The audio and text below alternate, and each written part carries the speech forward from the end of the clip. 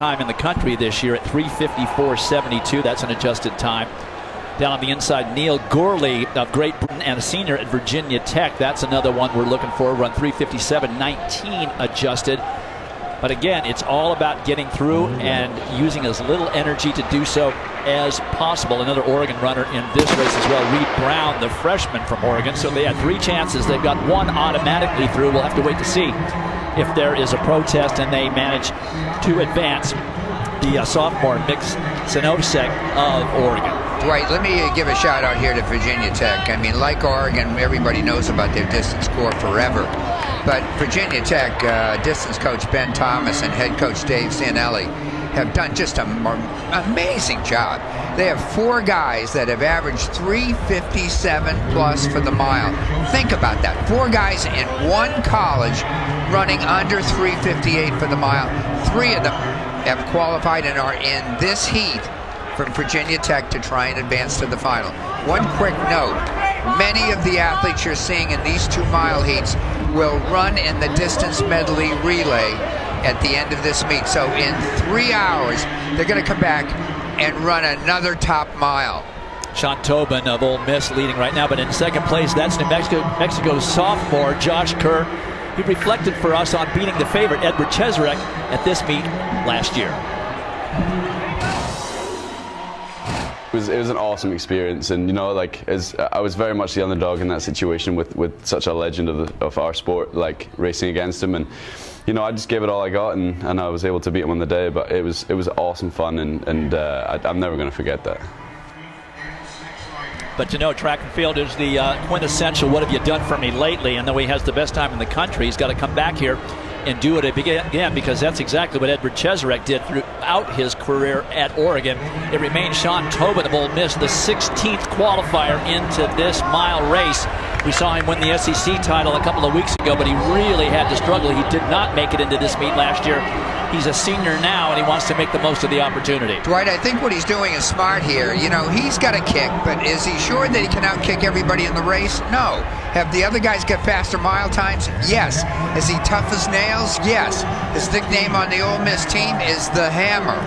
So he's making sure it's an honest pace and that he's got a chance to be among the top 6. Time at the 180-yard mark, 2 minutes and 0.8 of 1 second. This is a much more honest pace thanks to Sean Tobin. So those guys from the first heat should probably start packing themselves up, because it's likely that the time qualifiers will come from this second of 2 semifinals. And this is the way Sean Tobin likes to race. We've seen him do this 2 weeks ago in his prelim and in the final of the mile. And everybody seems to be happy with the pace that he has set. There have been about 520 Americans who have gotten under 4 minutes for the mile since Bannister did it in 1954 over those years. But it's amazing now how many Americans are doing it each year compared to 15 and 20 and 30 years ago.